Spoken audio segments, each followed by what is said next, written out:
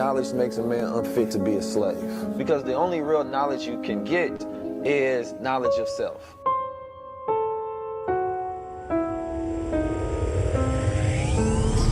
This is the highest level. The highest level is ownership. The highest level is power. The highest level is sovereignty. The highest level is higher consciousness. The highest level is when we own our own culture. Excellence at a very high level. Not eye level. A high like that. It's time for a high-level conversation. We're here for another high-level conversation. 19 keys, and this is a high-level conversation. Tap in with the guide. Peace, family. Welcome back to another high-level conversation. Today, I want you to forget what you think you know, particularly upon the subject of the Annunaki and ancient Sumeria. And I want you to be open to a dialogue that maybe just some of the information that you've gotten were possible misinterpretations, incorrect decodings, right? And part of the imagination of those who've gotten information and supplied the world with what I would say is partially their poetic license. Today, I have somebody that I'm going to read directly from his book, going into the first chapter, and we're going to get into this subject, a subject that has become very famous, especially across the internet today. As somebody who's recently been, I wouldn't say attacked, but represented as an influence of Black America in media by the Oxy report that says that sometimes Black platforms represent a revisionist history. Now, they couldn't tell us what history, because then we have to get into debate of detail, right? And then they don't want to get there. So they'd rather throw these general titles. The reason that I'm having part 2 of a conversation with the scholar that I have on today is because he challenges people that if you have something that you think is wrong in my book or in my work, bring it to the table and we can deal with it. Otherwise, be satisfied with the facts and the truth that have been presented, and let this be your superior truth that you now move upon. So, today we're going to get into first starting off with the Annunaki. So let me, if I will, read this first chapter. Sumer is the name of the ancient Mesopotamian civilization that preceded the Akkadian and Babylonian civilizations of the area now called Iraq. It is believed by many scholars to be the oldest civilization. Others contend that such honor should be given to Kemet, or ancient Egypt. I will not engage in that debate here, except to point out that both civilizations, at least in part, derived from or were influenced by earlier civilizations of Arabia, otherwise Black Arabia. However, I will point out that Sumer was a Black civilization. Now, because he's been here already, and some of you all may be new, but this is by the good God, the good brother, my brother, Dr. Wesley Muhammad. When Dr. Wesley Muhammad presents any information, I listen, right? Because I look at my brother as an elder, if you will, not older, elder, right? And I was asking him, how do you pick your subjects? And I think the most important part that he articulated to me is the fact that he's not looking to write a book, but when he can contribute something new, right? And not just regurgitate something that's already been there for the point of. So I wanted to get into this because there's so much narrative that is consistent around this, but nobody points out Arabia. Nobody looks at it as a Black civilization. Most people look at it as a ancient alien, but in the sense that these are grays, in the sense that these are reptiles, or whatever their imagination plays it as. Nobody looks at this as a Black civilization. So I want to first start right there of how do you begin to make the bold assertion and claim that this is an ancient Black civilization, right? Versus the narratives that are out there that This civilization doesn't have a particular color, or these are ancient aliens who were giants, right? Or who ascended from a spaceship that came to decode human beings for whatever purpose that they had intended for. Yes, sir. Thank you, Brother 19 Keys. First, of course, I'm honored to be back on your Yeah, show. thank you for being here. You have a powerful platform and you use it very responsibly. And that's good because that does not go without saying. A lot of powerful platforms that are used recklessly, irresponsibly, but I really appreciate how you use what Allah God has blessed you with. So regarding ancient Sumer, first allow me to say, with all of the narratives that are out there, one, or I would say even the primary problem that has generated this cottage industry of narrative is if somebody is presented a plastic bag full of puzzle pieces, it would be difficult, not impossible, but very difficult to put that puzzle together the way it was presented. Why? Because the pieces were given to you in a plastic bag, absent the puzzle picture. Most researchers, or most subjects, and in particular this subject, since we're talking about ancient Sumer, the Anunnaki, there are so many narratives because people are trying to put pieces together without a reference to the picture box. What is the picture box, Keys? What is the image that helps guide how these pieces of fact and data fit together? The teachings of the Most Honorable Elijah Muhammad are the picture box. And by starting there, the data, the facts from various fields, we can see clearly how they should fall into place. And so, because his Islam is mathematics, and mathematics is Islam, that means there must be factual consistency. There must be data collection and data consistency. His teachings shine light on any subject.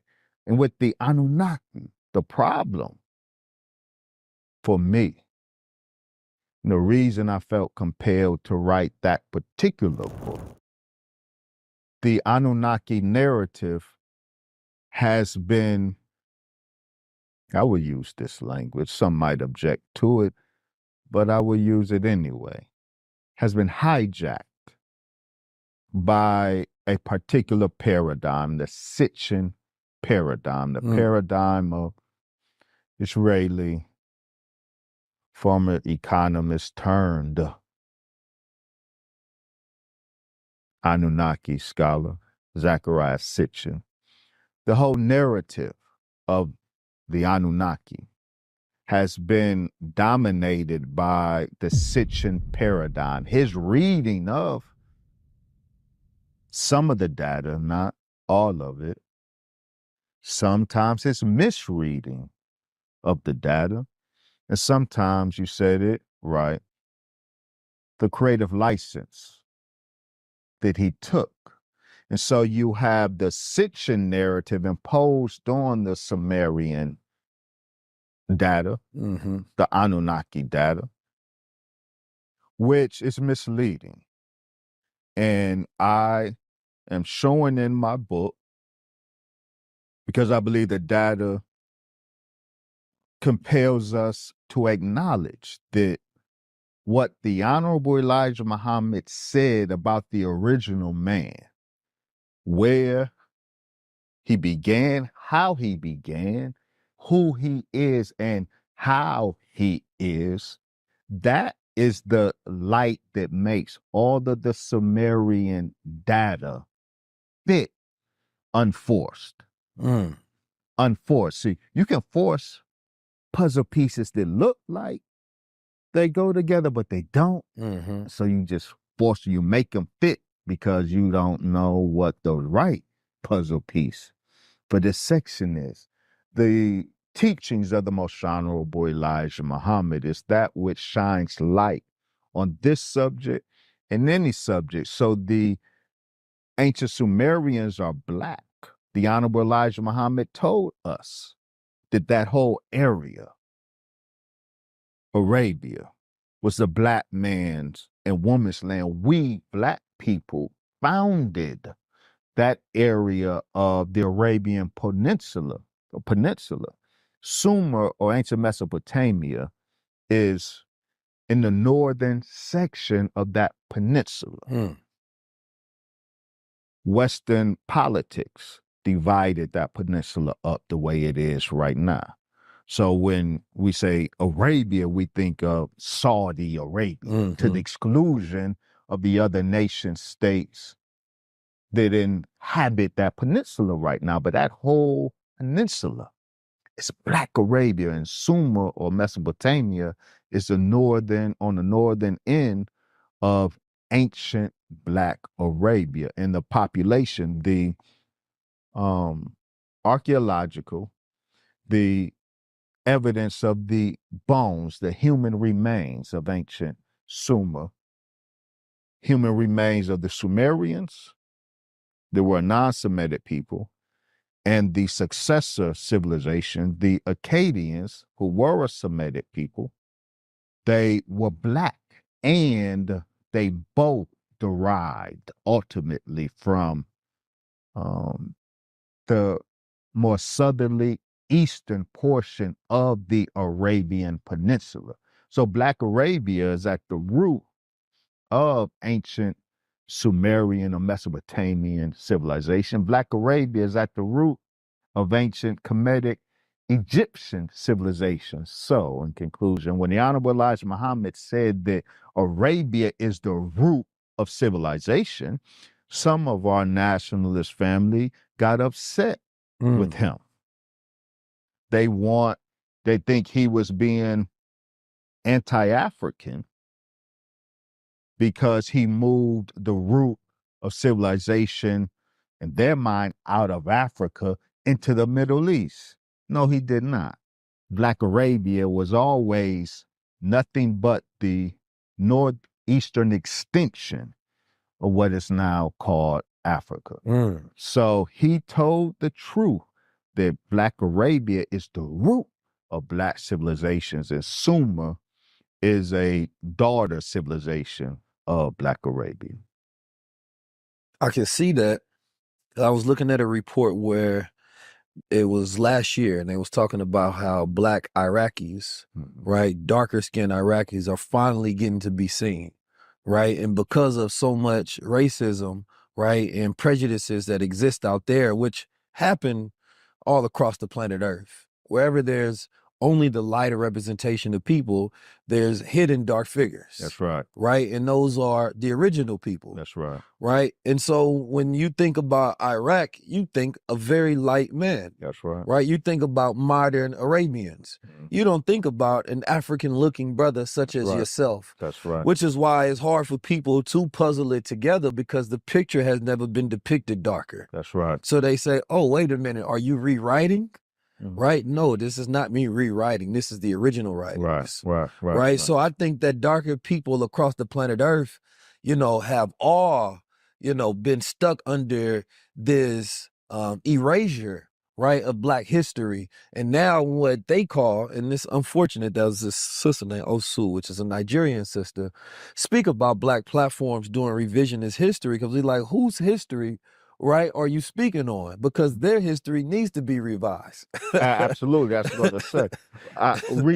Revisionist historian, from a academic standpoint, is not a slur. Yes, sir. History as written absolutely must be revised. in most fields that have had an orthodox understanding of that field that has been in place for 50 or 100 years, almost all of those fields are under attack by revisionist historians, uh, sparked by what? An ideological dislike for the orthodox history? No, sparked by new data.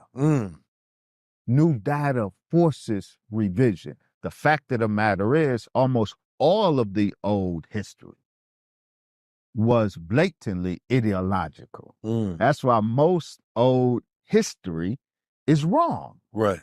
It has to be revised. So when I read them refer to you in the language revisionist, well, wear that as a badge of honor, because in true scholarship, history writing, history revision is absolutely necessary because data accumulates, paradigms are shifted based on the uncovering of new material, but fundamentally, almost all old history is ideological. It's racist, it's political, it has a non-academic, non-scientific agenda. So in the academy, you can't even cite old sources without qualification because the presumption is there and justifiably that the old sources didn't really come close. At least those sources did well, but those sources were bogged down by ideology, by agenda. So if we are going to use old sources today, we have to do it with qualification.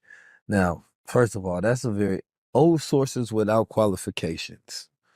Because I believe we have a whole culture that's based on old sources without qualification. Absolutely. Which is why there's so much in-house fighting today. Yes, sir. Because there is no scrutiny of truth. Absolutely. There's no rigorous process, right, that one can say, well, this is how we came to this conclusion. Absolutely. Everything is just an old source. Absolutely. Without qualification. Absolutely. And people who, cite those sources don't have qualifications themselves. Absolutely. To even, determine whether the process that they've gotten to, that you're reading and now sourcing from, was correct or incorrect. Absolutely. Again, and not to always give my brother praise, all praise is due to Allah, All but praise are due the to reason Allah. that I like sitting with you and speaking with you, because you focus on that scientific process. You focus on that process of scholarship. And we need that more than ever in a world of mis and mal and disinformation, especially in a world of artificial information now. Yes, sir. Things, you can artificially generate a picture of something, then artificially generate facts around that.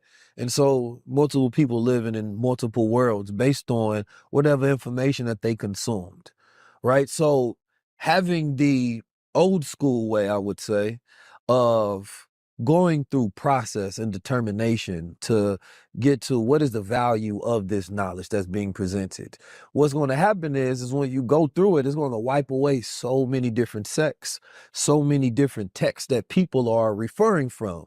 And what happens is that people get to a point where it is ideological and it's their belief system. And so they don't want to get rid of their beliefs. Absolutely. So therefore, they won't consume the truth. Absolutely. In a matter to where they can digest the seeds, let it take root, and be like, I bow that this is superior knowledge. Absolutely. So we're not fighting on the truths, right? It's a battle of beliefs. Absolutely. Well said. Now, I want to get to that. So now we have the current belief in most people's head of who are the Anunnakis, and then we have the Black Anunnakis.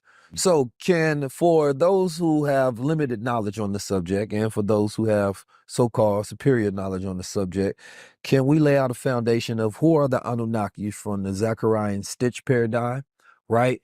And the new paradigm, right? as I'll call this the Wesley paradigm, just for the point of this conversation and maybe for the point of future conversations. So what is the Zechariah Stitch version of the Anunnakis? Okay.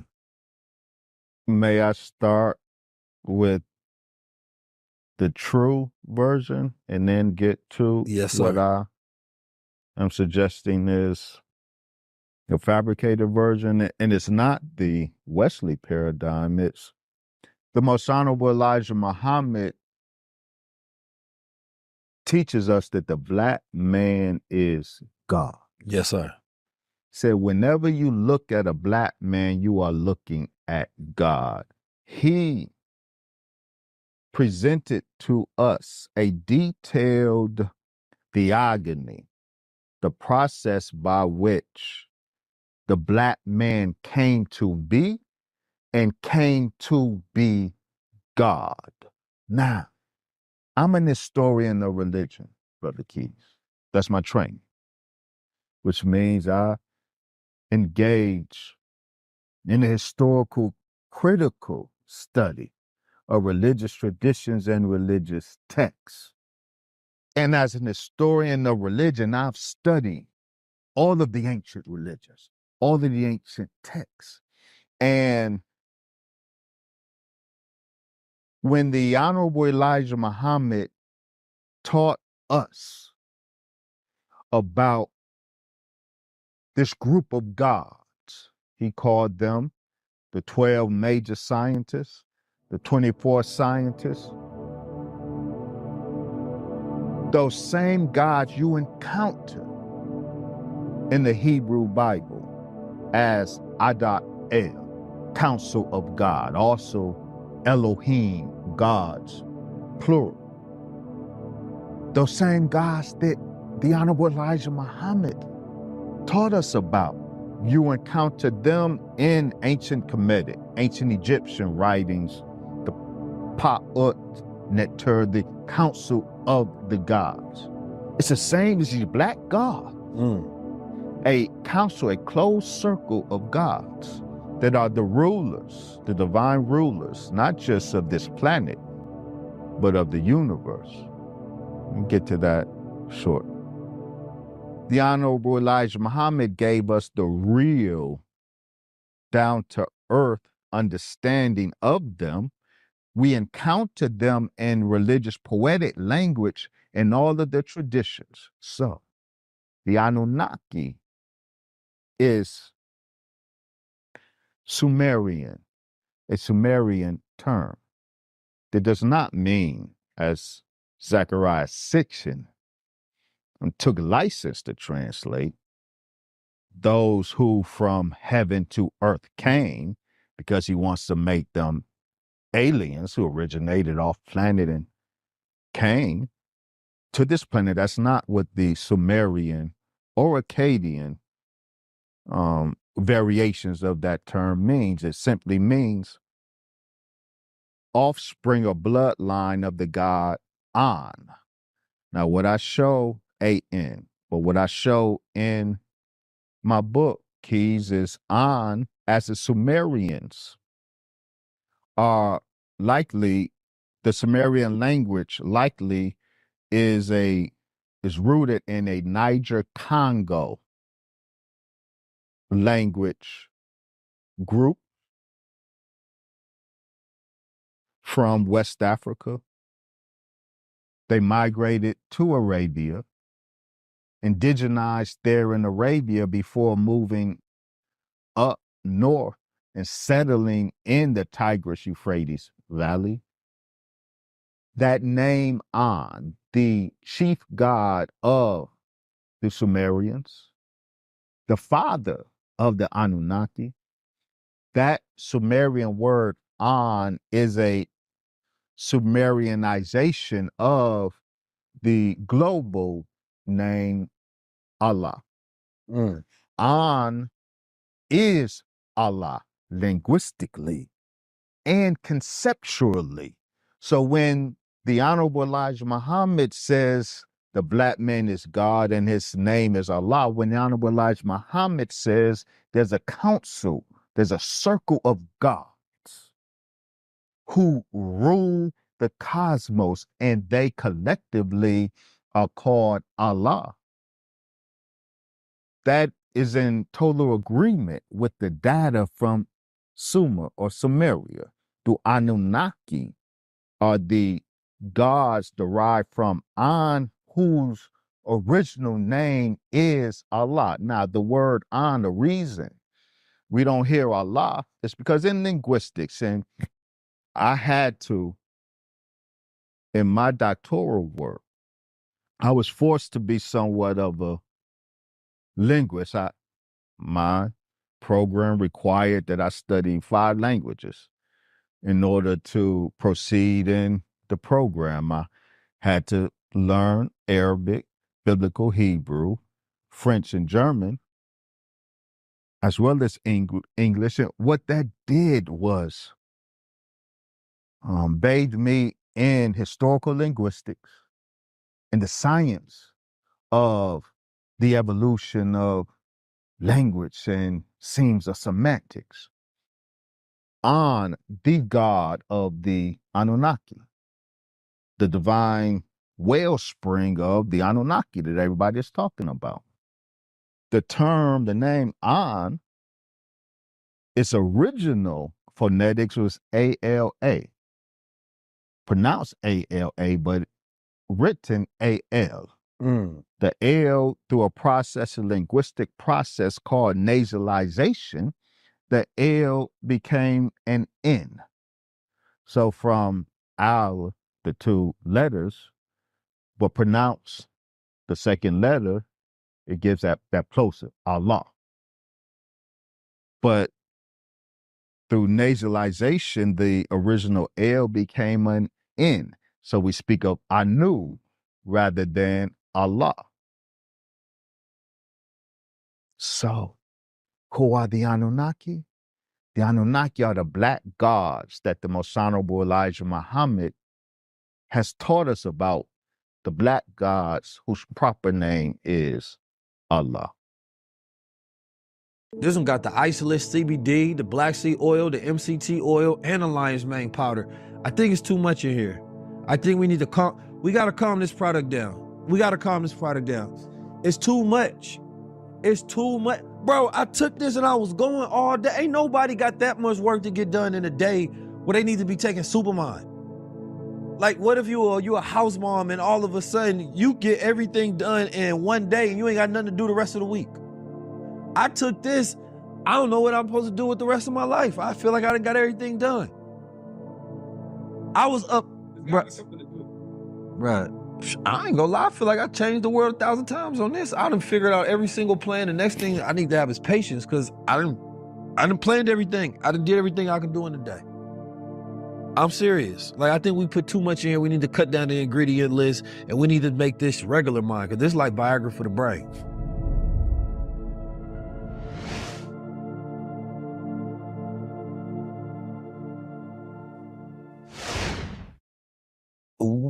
What is nasalization as far as the process of going from AL to AN? Like, what is that process? So to understand? There's certain letters that are called liquid. Mm-hmm. They're liquid letters because they're malleable. They easily change among themselves. Though the key liquid letters are L, R, and N. And I engaged in a significant and I think very productive scholarly debate with a scholar, because in my book, Black Arabia and the African Origin of Islam, I proposed that the Egyptian Ra, the Egyptian sun god Ra, is an Egyptianization of the original Arabian god Allah, from the same process, because R is a liquid letter. The same process that transformed Allah into An in Sumer transformed Allah into Ra in Egypt. When the L changes to a R, it's a process called rotization. When an R or an N transforms into an L, that's called lateralization. It becomes a lateral, an L. When an L or an R transforms into an N, that's called nasalization. And of course, there's certain other phonetic or linguistic circumstances that would force such a change, right? That would force an L in Arabia to become an R in ancient Egypt, or an L in Arabia to become an N in West Africa or in Sumeria. So this is the linguistic process that has hid the name Allah, which is the universal name of God across the black world. Nkulunkulu. We speak of the Zulus. The Zulus of South Africa, a very powerful black nation, especially the pre-colonial Zulus. Their chief god, Nkulunkulu, a black god. At the root of that name, Nkulunkulu, is Allah. Nkulu. Allah, the great, great Allah. The same nasalization process transformed Allah into Nkulunkulu in Western Africa, as it transformed Allah into An in Sumer, or Ra in Egypt. This is how liquid letters are fluid and transform in and out of each other. And so the most universal name of God, when we as Muslims, as I'm sitting here with the star and crescent, as you have the star and crescent on your hat representing Islam, we are not presenting a foreign God to black people. When we say all praises are due to Allah, we are reminding black people of the God that the whole black world acknowledged before circumstance, the Tower of Babel, confused the languages. And so Allah changed into very different words. My last thought is, so I hear people claiming Anunnaki, and by claiming Anunnaki, that's supposed to represent some greater enlightenment, and then have a whole bunch of negative stuff to say about us religious people talking about Allah and Jesus. You not religious. You don't talk about Allah. You enlightened. You talk about Anunnaki. See, that person needs some revision of his or her thinking, because what you don't know by citing the Anunnaki, you are ipso facto praising Allah. So who's the real enlightened one? The one who went straight to it without the confusion. Allah is God, and he was God in Sumer, he was God in Kemet, he was God, the black God, all across the world. That's the Anunnaki. And the Honorable Elijah Muhammad gives us the key to unlock all of those mysteries. Now, you're asking about the fabricated. So that's a true. Before we get to the fabricated, because you brought up some very interesting points. On one episode, I'm going to definitely have to just dive into, the phonetics and the linguistic investigation into things, because I think that gets into a good subject. Same way we look at, Jesus and Yahweh, right? But when you look at, people mispronounce words on purpose, or a lot of times because it's more comfortable for them to do so. There's Negroes in places right now allowing people to misinterpret their name or pronounce their name Right. because it's easier for them to Right. do so. Right. And so it sounds more of an assimilatory process, right? That gets carried over to where in this culture, because it's easier for us to enunciate it, right? Then we're going to speak it in its true words. Like I meet people all the time and they tell me their name and they'll be happy with a close variation of it. Right. Right. Right. And I'm like, no, I want to say it right. Right. Right. And so I'm trying to get into people's mind how you can understand the process of how words and vowels and different things change as they're taken on by different people and how it's easier for them to pronounce that. And so then when they're explaining it to someone else, they're going on with that assimilated, translated version of it. And then that becomes the context in which people view this new word or this truth, right? Going from an owl to an un or a ra. Right? Or Yahweh to a Jesus, right? So I want people to kind of think about their own experiences with that and how words get changed. And we're talking about over regions, Right. right? As a word travels, Right. from different cultures and different places and how they would In have to pronounce space that. and in time. Right. And not having always the tools to decipher different languages. So if their language is different, then they're going to find a way to say it, to try to extract, right, that same consonant and construct the vowel, but in their way. That makes Right. it especially Right. easier. Right. We're not going to go for the Absolutely. harder deciphering.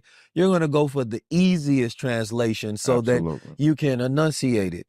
And, even though Allah, right, is very easy, right, but you have to have a certain level of understanding of language across time and how people carry over different words. Absolutely. Which is something I want people to get into their minds because we're talking a lot about root knowledge here and root understanding of things. Root knowledge, very important. Right. Word and concept. So now, to me, this challenge is the root knowledge and understanding of God, right?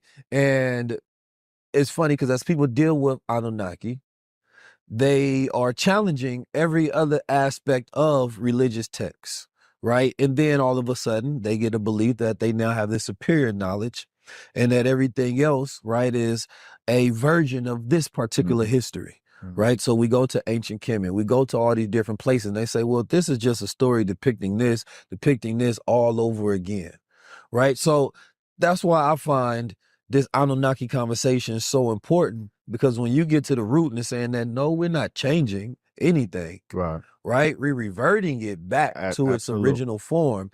And we're telling you that pass through all of this language, all of this context, all these assimilated versions and changes.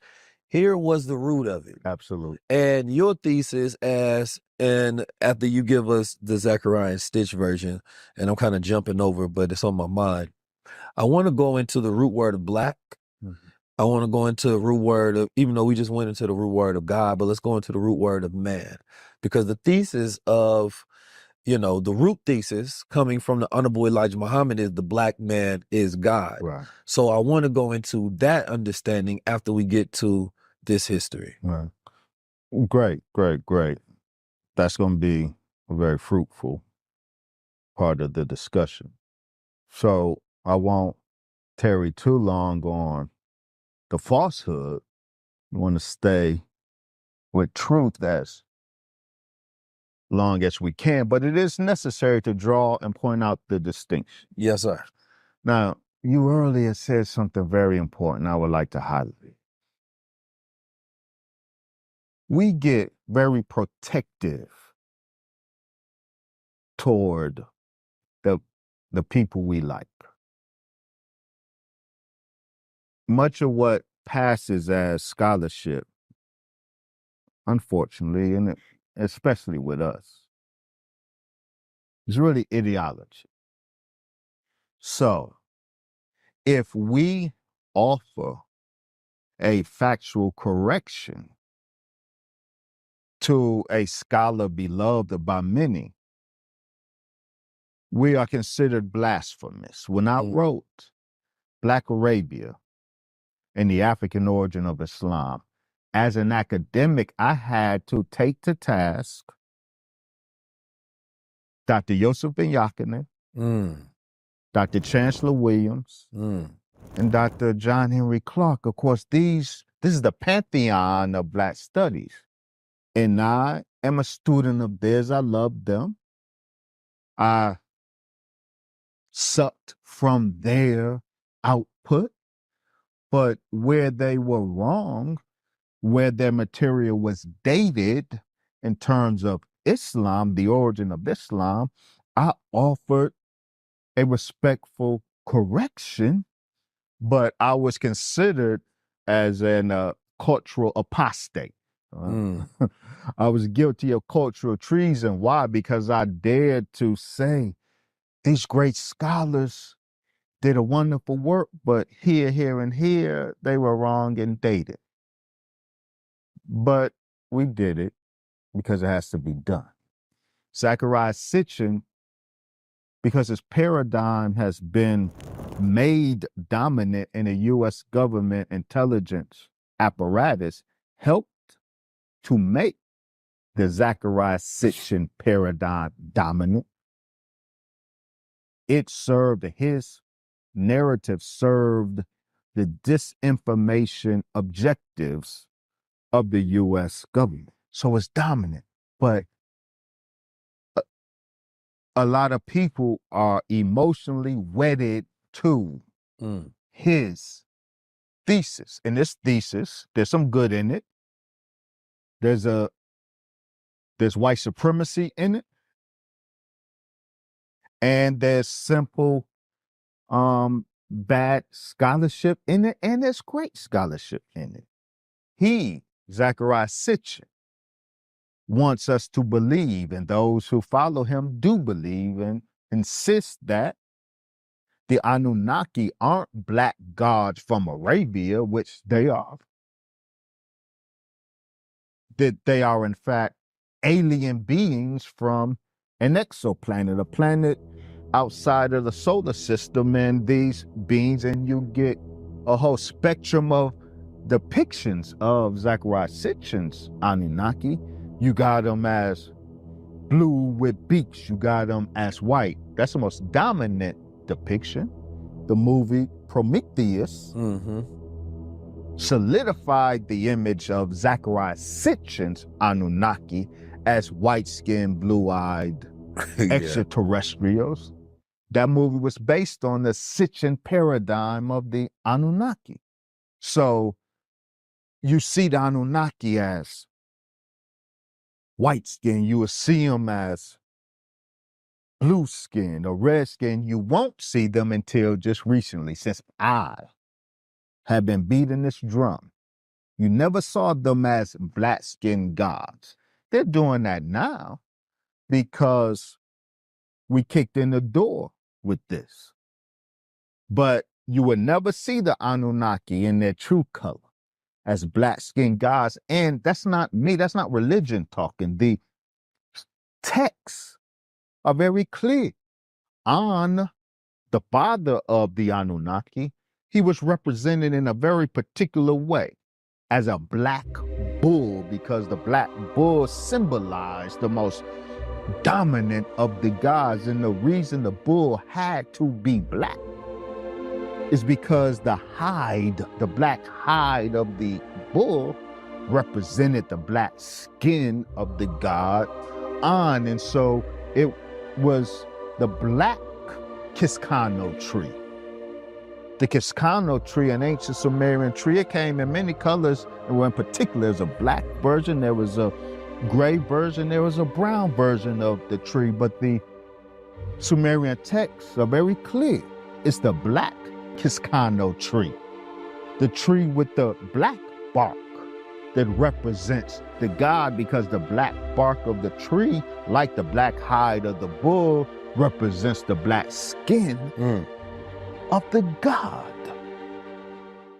So the Honorable Elijah Muhammad said the gods were black, and that is what the Sumerian texts and the Akkadian texts and even the Assyrian texts, a very important chapter in that the Assyrians and the Babylonians are the white heirs in Mesopotamia of the Black Sumerians and Black Akkadians.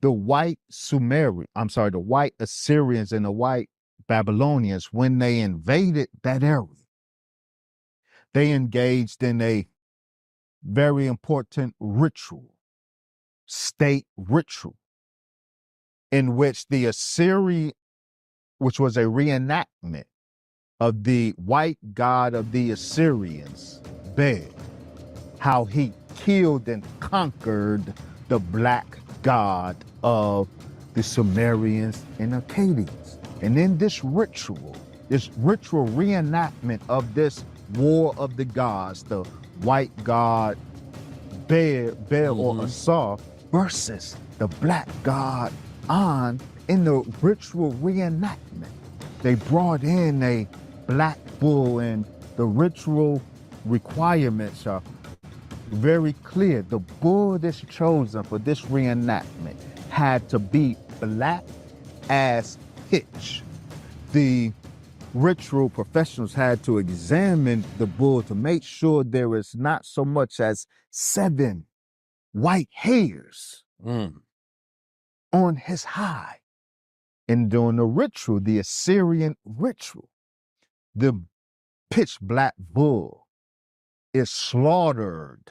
His heart is torn out and thrown against the wall. He is flayed. His skin is flayed.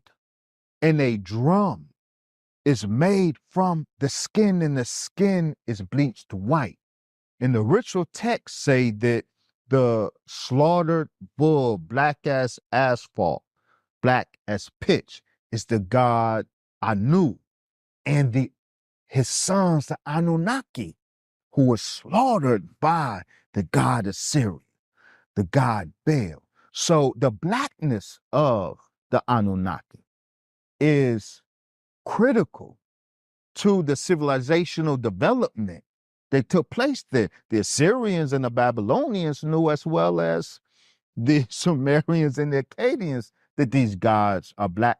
It's just the modern students of Zechariah 6 who don't know or didn't know until we pointed it out to them. They did not come from, Sitchin says they come from heaven to earth. So he mistranslates the term Anunnaki because he wants to make them extraterrestrial. Everybody is robbing the black man of earth from all of our birthrights. White people are much more comfortable. As soon as they are confronted with the reality of us, they instinctively take it off planet. Zechariah Sitchin is a party to that deception. I don't know his motives. I don't know if his upbringing in Israel had any role in that. But his paradigm is wrong. His paradigm, the Atra Hashis, the Sumerian text, I've heard students of his cite the Atra Hashis, a creation text of the ancient Sumerians, cite this text as evidence, and they import into the text claims of Zechariah Sitchin, a reference to a Mars breakaway planet. That's nowhere in these texts. I got several versions, several editions of these texts, and they're nowhere to be found. What's amazing to me is the liberty that we so casually take with this material, as if there's nobody in real life who got this stuff in their library. It really amazes me, the liberties that we take with this material. So when we actually put eyes on the material, if you knew the teachings of the Most Honorable Elijah Muhammad, you will instantly see the teachings of the Most Honorable Elijah Muhammad there. You will see how these teachings shed light on this material. But if you are too enlightened, if you are unaware of the teachings, then it's easy to enter these rabbit holes and get tripped up and get lost. Mm. So when he spoke upon the breakaway planet of the Mars, and I see sometimes people speak on that as they believe that it's these planets coming back around and Annunaki is being stuck, but when it gets close enough, they will hop back over here. Yeah, that ain't nowhere in the material. I'm going to say that emphatically and challenge those who make that claim. Show that in any of the Sumerian texts. That ain't in natural hot sheet. So what about the gold being used in the particle to ionize it so that their atmosphere is similar to ours, right? But what you assert in your documentation is that they had the same atmosphere as us because they were human. Yes. When you say they who? The Anunnakis. Yes, because they are human. Now, let's talk about Mars. There is a civilization on Mars. The Most Honorable Elijah Muhammad taught us of the civilization on Mars and the people, the black people of Mars. They did not originate here and go there. We, the black gods of Asia, planet Earth, we planted them there. We genetically engineered them there. We are the father of all life in the universe. But the Most Honorable Elijah Muhammad said, Brother Keys, that Allah, God, showed forth his power by creating 9 planets, each in their own sphere, and none of the 9 planets are made from the same material. When he created the second planet, he did not take material from the first planet to do it. All 9 planets, the Most Honorable Elijah Muhammad said, are made from different matter. All 9 planets have different size, different color. He said that this was how Allah showed forth his power. They could create 9 planets in their own independent spheres and not have to rely on any previous planet. He said the civilizations of these planets are independent and different. Now, regarding Mars, he said the people on Mars are similar in some respects to us on Earth. They are black. They are taller than us. He said they are a bit taller and skinnier than a black man and woman on Earth. They are similar to us, but the Martian atmosphere was created so distinct from Earth's atmosphere. Biologically, there can be no cross-pollination, if you will. The Martian, no black Martian can come to Earth and exist in this environment. No black man from Earth can go to Mars and exist in that atmosphere or any of the 9 planets. Each planet, Allah made it independent and hermetically sealed in a sense. We can interact, but we can't exist there. We talk about terraforming, but ain't no terraforming occurred. Certainly not at the level where there can be cultural exchanges, biological exchanges between the planets. So there is civilization on Mars. What my point is, not that there is not a civilization on Mars. My point is we are wrong to point to ancient Sumerian texts to say that civilization originated from Anunnaki fleeing from Earth, having originally come to Earth from Nibiru. All of that is fancy. It is not. All of that is Sitchin fancy.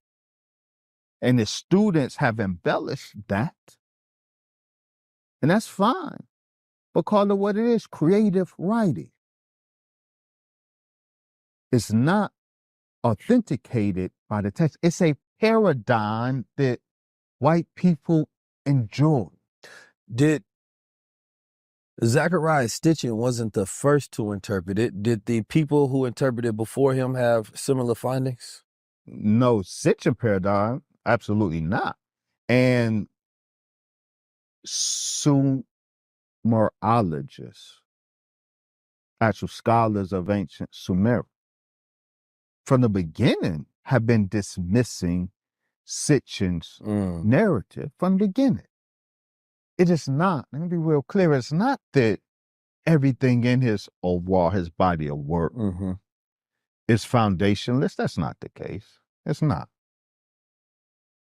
There are aspects of his work that's very consistent with the data, and that's fine.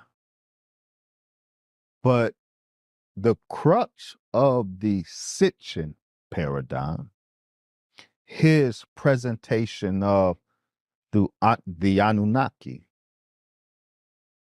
is very wrong.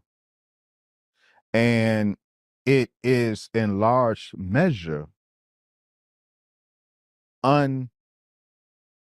totally unsupported by the Sumerian material. License was taken. And so those who are wedded to his paradigm, while they would refer or reference the text, they can't show in those texts what they claim to be referencing. So the main claims that he have, right, is the Anunnaki origin, the genetic engineering, the gold mining, and the planet Nibiru. So, number one, he says that is the 12th planet. So that is incorrect? So I don't know if there is an exoplanet. The fact of the matter is, I would assume that there's many exoplanets. Right. There's But many he claims planets. that to be the home of the Anunnaki. That's where, that's where he is in error. Not, so you asked me about the 12th planet. Yeah. Well, I can't say he's wrong that there is a 12th planet. Yes, sir. He is wrong by saying the ancient Sumerian texts posit the origin of the Anunnaki on that 12th planet. That he is wrong. And so, I just want to go through these. Gold mining, according to Stitchin, is a primary reason for the Anunnaki And that's presence. nowhere in the text. There's no mention. You can do all of the Mesopotamian literature is available and accessible online, and you can search the literature for keywords, and nowhere will you find a reference in the literature of Anunnaki looking for gold. That is nowhere in the literature. But of course, this is important to his overall narrative. This is supposedly the reason the Anunnaki had to leave their home planet, Nibiru, the exoplanet. They came looking for gold. They found it on Earth. They landed on Earth. And for some Africans, eventually found, well, the Anunnaki were forced to mine the gold in Africa, the lower Anunnaki. But they got tired. So they found an ape man, a hominid in Southern Africa, touched him up and produced, well, what a jump, white humanity. Because all of the books and depictions of that moment of the Anunnaki creating humans, they have this white Adam And Zechariah Sitchin said, yeah, they created us. He's talking to interviewed by a white woman, said, yeah, they created us, not us. So you got this African hominid that these extraterrestrial gods, I don't know, blue, green, everything but black, genetically manipulated this African hominid, and produced this white Adam. See, now, of course, there is no reference in Atra Hashish that is at the root of this narrative. Atra Hashish, the Mesopotamian text, does depict the Anunnaki creating man but they slayed a god. And the Mesopotamian texts say the name of the god responsible for this was Allah, and his gods who rebelled against the other Anunnaki, and from whose blood the new man was made, the Lulu was made, that God and those gods, they were Allah gods. So a group of Allah gods, and the leader of the group was a rebel. The rest of the Anunnaki considered the leader of that group a rebel. They mutinied against the greater gods. The greater gods killed that Allah, the leader, and the Allah gods, and from their blood. And then it says they took something, it doesn't say what it was, took something, mixed it with the blood, and that's what was used to produce Lulu, the primitive man. Nowhere is there a suggestion that it's a hominid that was used. No, it was the blood of these Allah gods. It mutinied against the greater gods and was slaughtered. And from their blood, the primitive worker was made. And it is true that primitive worker, that creation, was the white man 6,000 years ago. Because the texts say that not only the blood of the rebel god called Allah and his Allah gods was made to produce the physiology of this new man, but the spirit and mind, the rebellious mind of that rebel god was put into the new creation, the new man. So the new man personifies the rebellious spirit, the rebellion against God's spirit was put in the new man. So it's okay, Mr. Sitchin, to point to your people as that to which the text refer, but get the narrative right. The narrative is these black gods, a group of black gods rebelled against the hierarchy of the gods. And those black gods were Allah gods. And the rebel who led that rebellion, his blood and his rebellious spirit was used to make the new people. And that is absolutely the white man, his spirit of rebellion. He is the personification, the physical incarnation of that spirit of rebellion against the black God. Which is why, of course, the Assyrians ritualized their not just rebellion, but their war against and slaughter of not just the lowly black gods, but the king of the gods, An or Allah himself. So I want to get into, well, I guess you properly, I think, explain black, right? And especially in the terms. There's a lot of debate about the word black, right? from a legal standpoint, right? And then I guess from a descriptive one, right? So as we use the word black, first, when did the word black come into origin? Do you know? I do not. I don't know what that is. Before we leave, Annunaki, can I say something? You know, this conversation, the last time I was honored to be on your platform, Yes, sir. we had a very high level conversation about the circle of gods called the 12 major signs. Mm-hmm. And in that conversation, I made a reference to the Shura Executive Council of the Nation of Islam, on which I and 11 of my brothers and sisters are blessed to sit, all of us, of course, believers in the Nation of Islam. The Shura Executive Council is the governing body, for those most don't know. It's the governing body of the Nation of Islam under the divine direction and guidance of the Honorable Brother Minister Farrakhan. He personally selected each of us to be on that council.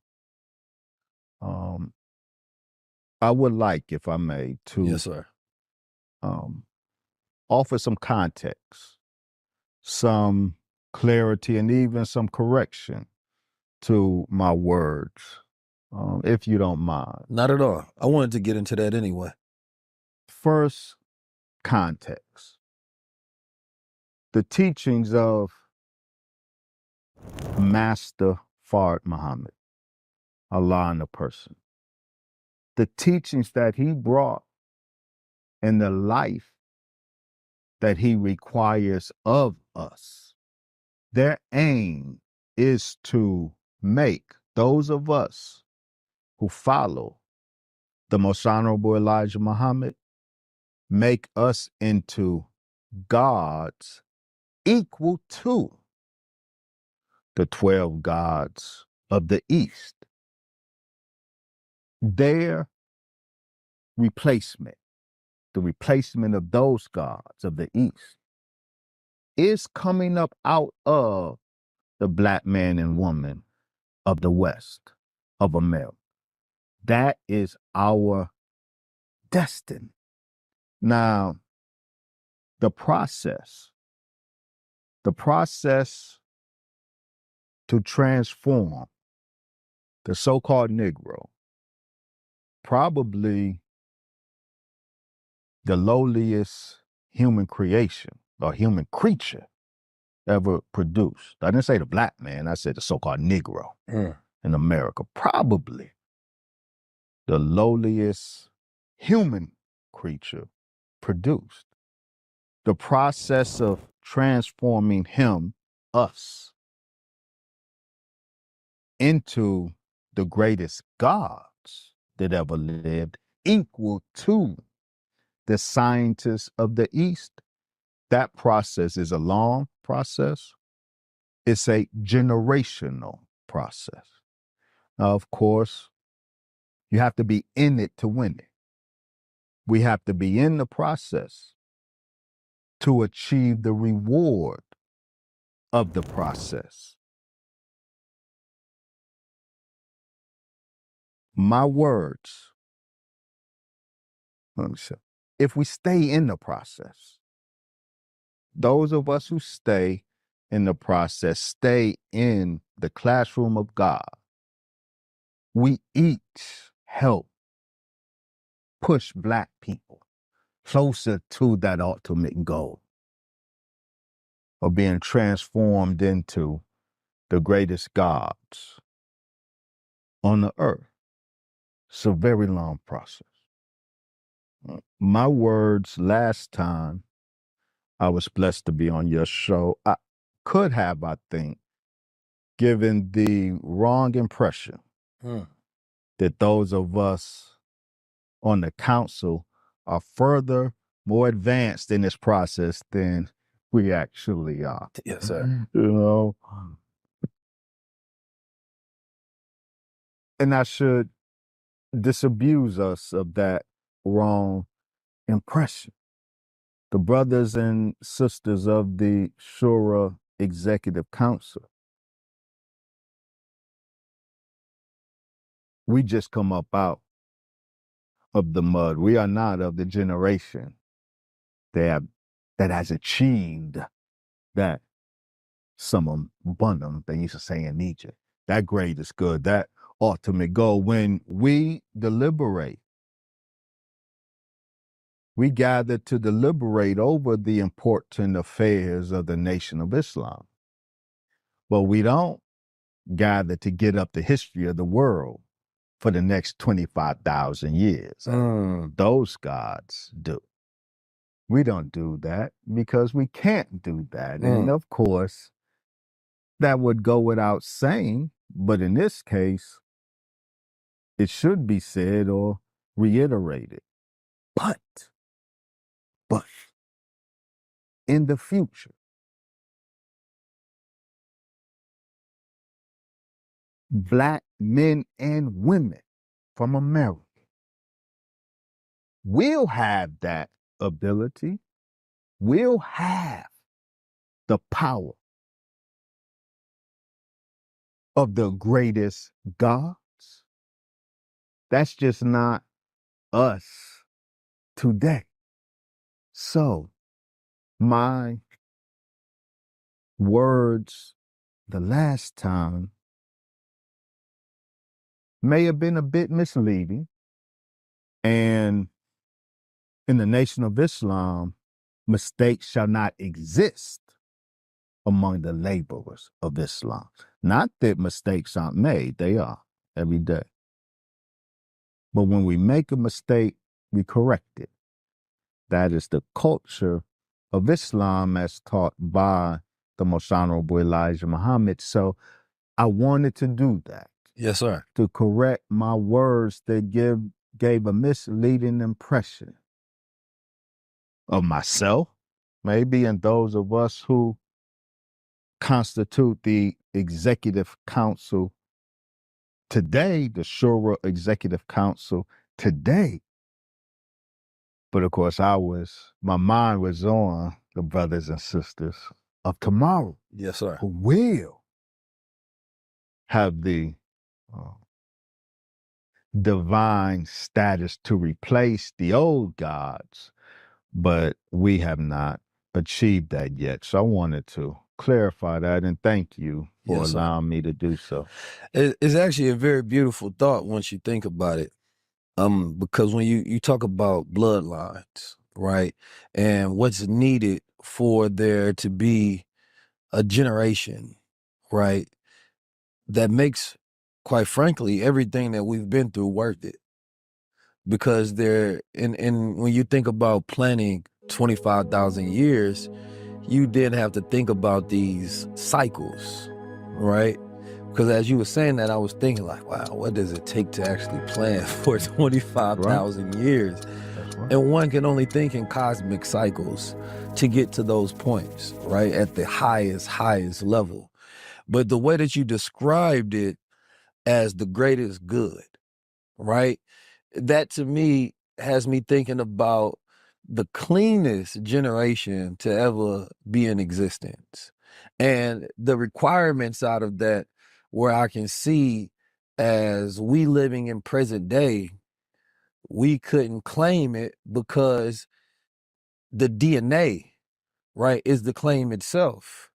And if we still working to clean out our DNA, right, from our inheritance, from our mother and our father and the grandparents and grandparents and so on and so forth. Epigenetic inheritance. Exactly. Then we couldn't, regardless of how exalted we become in life or how clean we become in life, we still aren't the generation. That is right. That is the representation of the complete existence of that. That is correct. So the beauty of it, of having the responsibility to create a future generation, right, that is a representation of us cleaning out ourselves, purifying our DNA, installing, right, because we talk about genetically engineering. But the way you genetically engineer, right, a people is first cleaning yourself That's and right. giving them the knowledge of self in the world. So when they're born, well, they're born more intelligent. That's They're right. born with a higher moral code. They're born with divine righteousness. That's They're right. they're born with the codes of their mother and their father. So their epigenetic inheritance is already a divine right Absolutely. that was sold into them through your actions. Absolutely. So it actually makes it more beautiful because then we think about, the dominance of time, right? Rather than the dominance of space, right? And saying that your works are always more than you, right? Because you're dominating time more righteous that you are. So that if you have generations, because within my own family, I can see the seeds of karma that come from, bad genetic inheritance, right? So many things that we have to clean from ourselves, right? And whether it's mental issues, whether it's drug use, right? Whatever it may be, there's a lot of work that has to be done. You may deal with just your environment and the issues and problems that you have, and maybe you've mentally, been able to exceed those issues, but now you have to deal with your inherited issues. You know what comes to mind? You raised such an important concept, which brings to mind the Honorable Elijah Muhammad's self-description, description of himself as Yaqub in reverse. What does that mean? What you just described was the necessity for us to have a righteous eugenics project Yes, sir. to counter the dysgenics project that this world has Black people trapped in. We have to distinguish those two words and concepts. White folks don't have a eugenics plan for Black people. They have been operating off of a eugenics plan for themselves. White people have a dysgenics plan and have been operating and have had us trapped in a dysgenics plan. Now, of course, what is dysgenics? Eugenics, of course, is selective breeding to enhance positive traits, to breed in a superior human being by selecting for positive traits. Dysgenics is the opposite.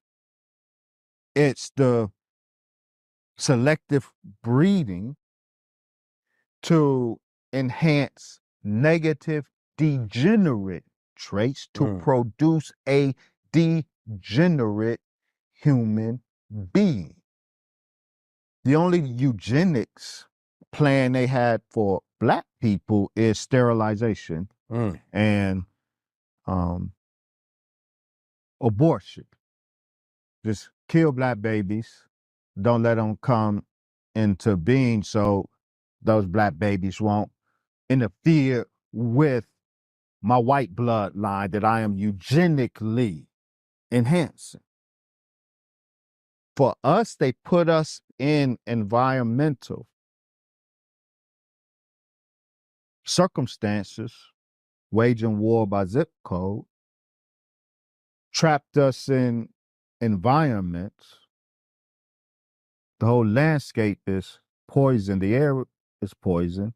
The water that's directed, that's funneled to our zip code is poison. The food that is funneled to our zip code is poison. So all this poisoning and the teaching of sexuality to us in a way that does not give birth to gods, but give birth to savages and beasts. This is a trap that they deliberately put us in as part of their dysgenics project. So they want us, they legalizing marijuana, this weaponized marijuana state by stating they're encouraging us to go ahead and partake, knowing what it is doing, not just diminishing the sperm count, but how it's changing the quality of our sperm. And by diminishing the quality of the sperm, you are diminishing the quality of the human being that will be produced from that sperm. That's dysgenics. We have been trapped in a dysgenics project. The Honorable Elijah Muhammad is Yaqub in reverse. See, white people were created via a dysgenics project. Yaqub and the gods that grafted white people. He focused on the weak, wicked, deficient part of the original man and enhanced that, producing the Caucasian race. Yaqub's was a dysgenics project. They were produced from a dysgenics project. And so it was very poetic. They knew what they were doing when they trapped us in a dysgenics project. The Most Honorable Elijah Muhammad said he's Yaqub in reverse, because the original Yaqub, dysgenics. This Yaqub, eugenics for the black man and woman of America. The lifestyle that God requires of us, that he represents to us, is a lifestyle to do exactly what you said. It's going to purify us. Over generations, the bad traits that were bred in the so-called Negro, it's going to be bred out. The negativity that was grafted in the so-called Negro will be grafted out by this process, by this lifestyle. And so eventually a generation will be produced. It will be pure like that. And that generation would not only rival the gods of the East, but replace the gods of the East. For at that point, the sun would truly have risen in the West and outshine the sun of the East. When I think about that, just that idea within itself, and how intentional we would have to be when it comes to breeding. And the bigger issues that we face in society. It's very important to be intentional with breeding. Very intentional. But we're very unintentional. We're very today unintentional when it comes to breeding. all us accidents, right? So you think about, you gear up a son and a daughter, and they're geniuses. I mean, you raise them to be so godly, and then they make a choice of being with someone who is not their match, right? And so now, in a sense of a way, that they are mating with somebody, right, who is not a genetic match for that godly breed. But the level of intentionality is not at that depth where we're thinking, do we pair, right? And do we match at a genetic level, right? What is your bloodline? What is my child going to inherit? What psychological issues, right? And that's I think how the gods breed. And this is the thinking that we would have to get into if we were to be a more serious people. Absolutely. Right? And absolutely. if we're thinking and begin to thinking, because this is at least 50 years ahead, 100 years thinking. But that's the teaching of the Most Honorable Elijah Muhammad. Yes, sir. He taught us selective breeding. Thus, the Honorable Brother Minister Farrakhan produced the series, How to Give Birth to a God. That's what my mother was listening to when she had me. The teachings of the Most Honorable Elijah Muhammad and the lifestyle required of us is the prescription for exactly what you are outlining. Yes, sir. The science of mating. The science of mating. My mother was, she tells me all the time, that's what she was listening to when she had me. It's not hard. We get it. We see it. Yes, sir. We get it. I want more people to get it because, the Nation of Islam has an impeccable track record, right, of raising gods, and I want to start right there, gods. First, we start with singular God, right? What is the meaning of God? Oftentimes, when we had these conversations with people around the world, I always stop them when they ask me questions. Are you a Muslim? What does God mean? First, I have to know what your definition of it is, because I'm not sure we having a What exactly are you asking me? Exactly. Because most people are constructing their reality around connotations and not definitions. Absolutely. So it has to be defined for us to be having the same conversation. Absolutely. So I want to establish the baseline, right? It's appropriate. Starting off with, what is God? Yes, sir. The Honorable Elijah Muhammad gave us the definition of a God. A God is a being of power and force.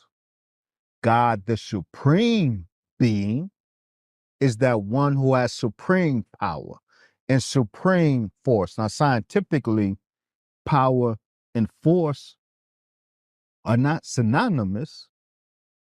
A God who has supreme power and force, scientifically, when you break down the words mean it's the being who can impose its will on the world around him, and nothing in the world around him can frustrate his will. He's an action that can be done that no reaction can frustrate.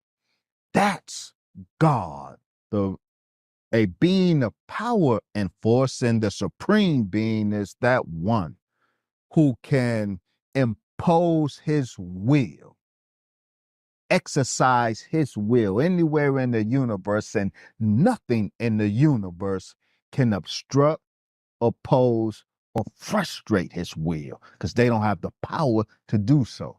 That's God. Now note that the definition of God as given by the Honorable Elijah Muhammad, a being of power and force, it did not come with adjectives such as good or bad. Because the devil is a god. He's a being of power and force.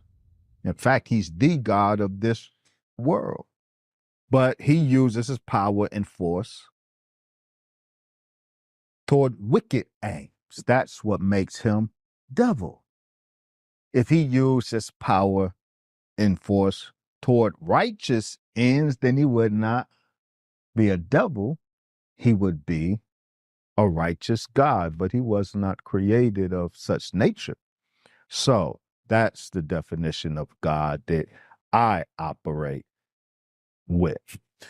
Now, what about the small g, plural, when it comes to gods, right? Because when a person hears you call yourself a god, they believe that you're exalting yourself on his throne and saying that I am the creator of all of the worlds. So when you call yourself a god, what do you mean? Yeah. So I've written about what I call, or what has been called, the divine hierarchy. There's a hierarchy within the divine. All gods ain't created equal. Yes, sir. So the signature, essential proof text of this concept is Psalms 82.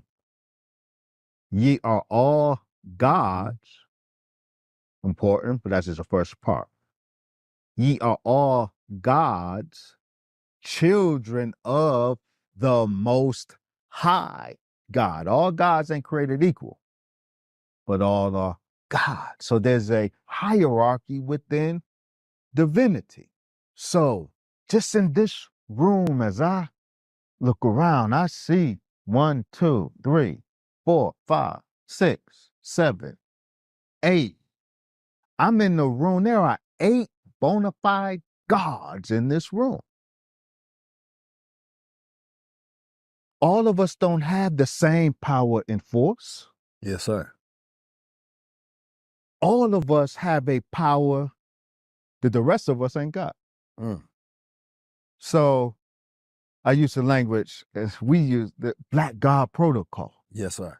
So there is a sphere in which, in this room, I'm the Most High God. Mm. There is a sphere in which, in this room, you're the Most High God, or you're the Most High God, or you're the Most High God, or at least a higher God Yes, sir. than the rest of us in this room in that particular sphere. Mm. It's a divine hierarchy. Now, the Honorable Elijah Muhammad went even further. Not only said all of us are gods, he said all Muslims are Allahs. See, he even pluralized Allah. All Muslims, righteous persons, are Allah. See, the devil can be a God, but he cannot be an Allah. You have to be a Muslim. You have to be a righteous person, a righteous God, to be an Allah. So all of us are gods, but there is the Supreme Being. And the mistake that we want to, for dear life, avoid making is the Luciferian mistake, the mistake that Lucifer made. Yes, I'm God, but know my place in the divine hierarchy. If I seek to sit in the seat of the Most High God as Lucifer, son of the morning star, did, then his fate will be our fate. So there is always a supreme God. I came from the 5% nation. That's my journey in Islam. It began as a 5%er.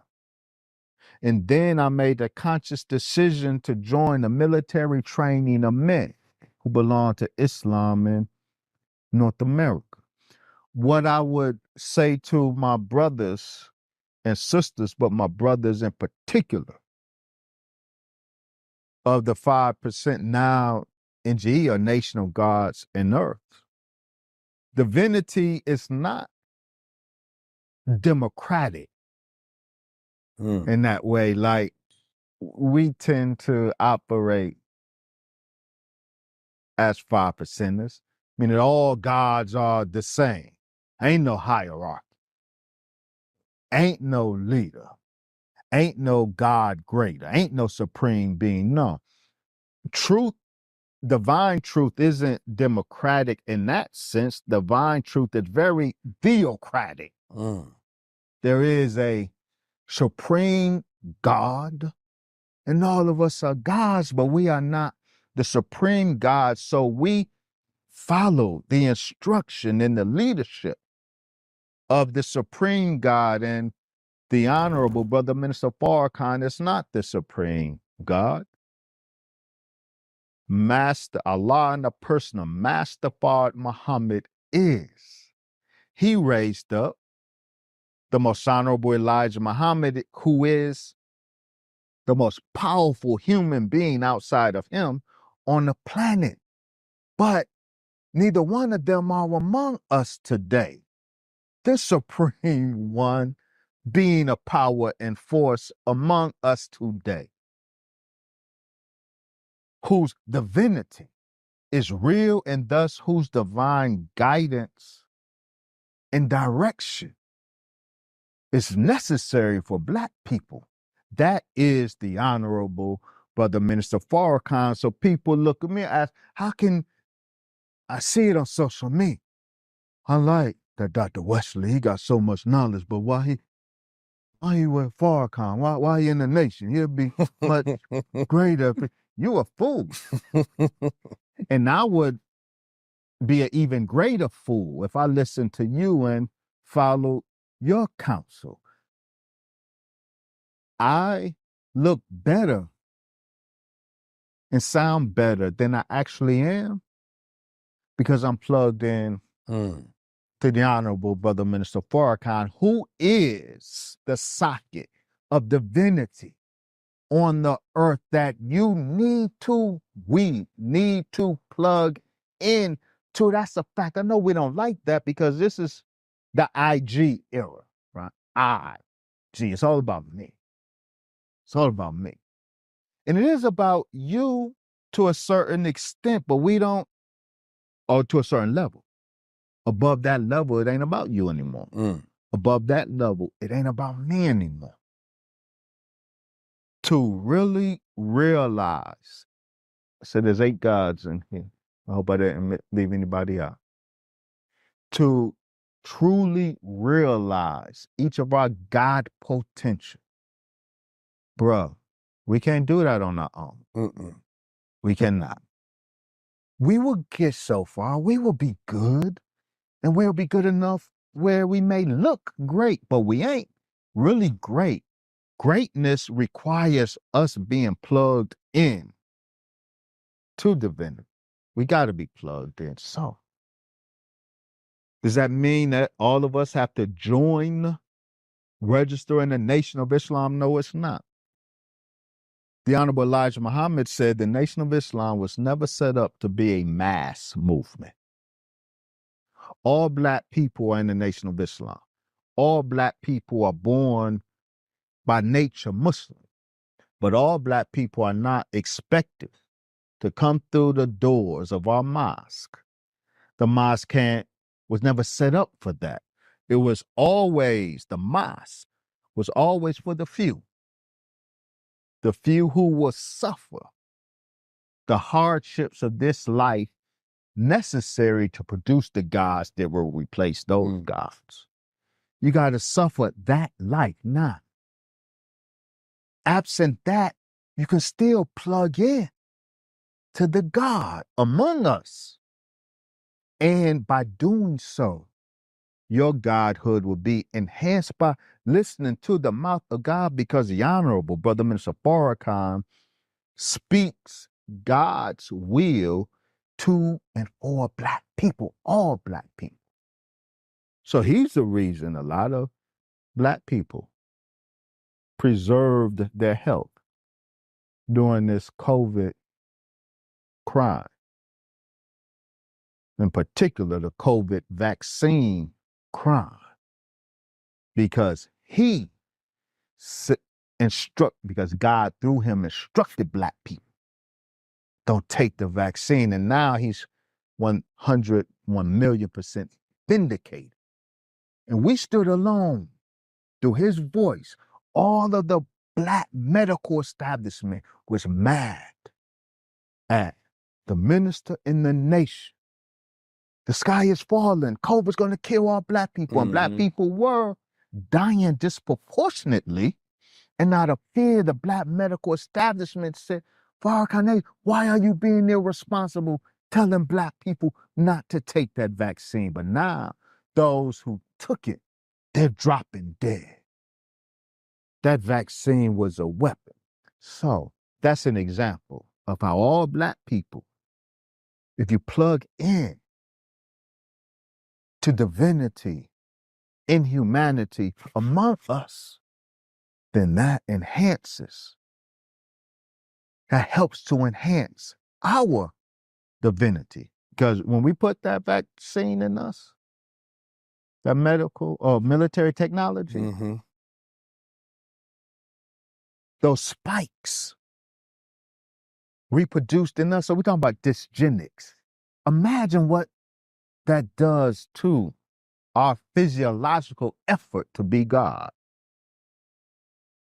But if we listen to God's command through the Honorable Brother Minister Farrakhan and did not submit our body to that weapon, that fact alone puts us in a better position to advance the generational process of purifying the Black man and woman in America en route to making us the greatest gods that ever lived. that gets me to thinking about this culture that we have, right? Because there are so many different things that are against us. I mean, a lot.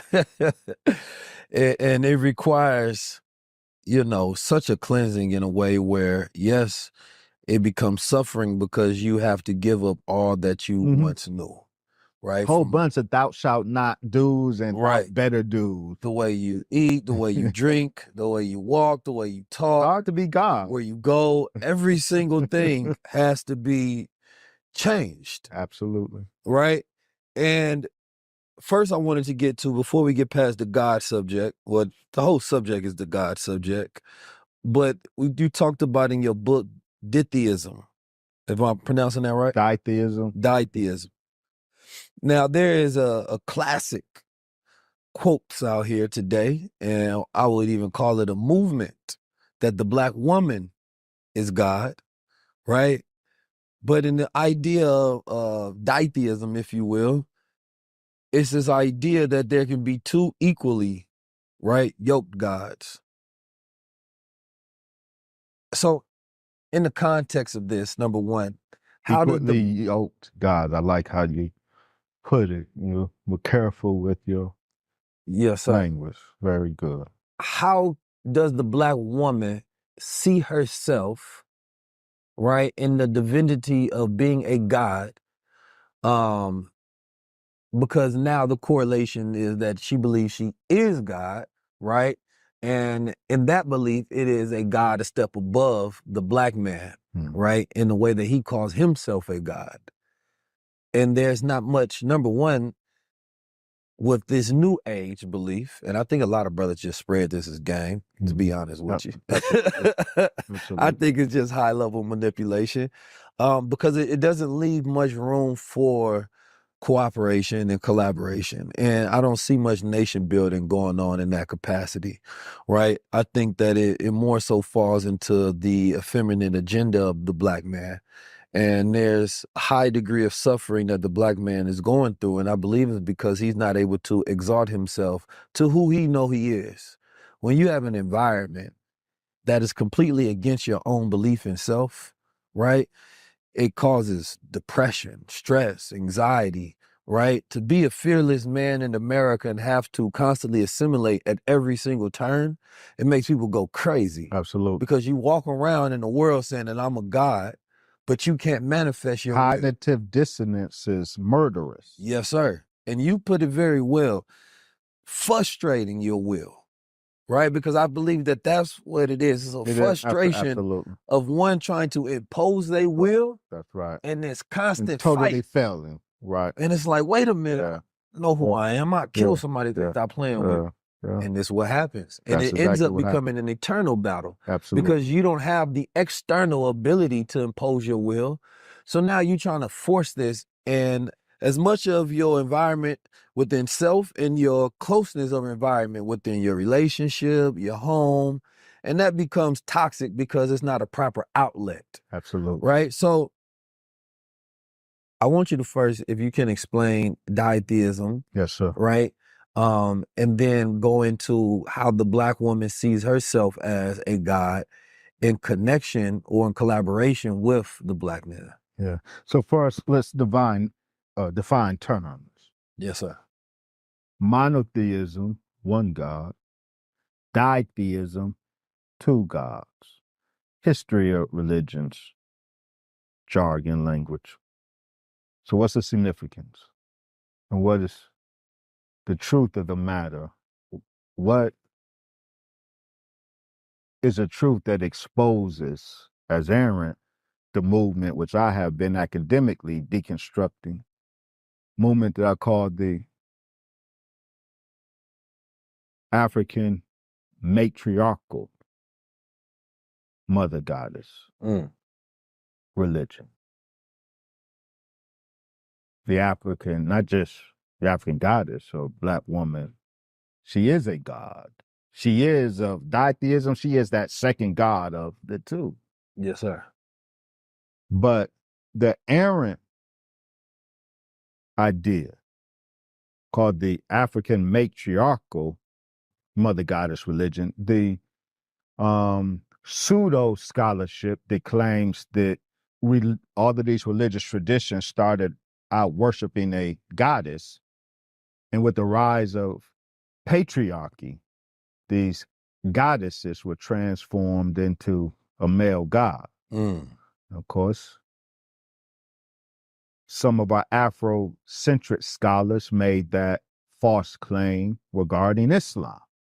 The Prophet Muhammad, peace be upon him, his family worshiped the goddess Alat, and he, driven by his patriarchal spirit, transformed the female goddess Alat into the male god Allah. Now, I deconstructed that myth in my book, Black Arabia and the African Origin of Islam. It's totally bogus.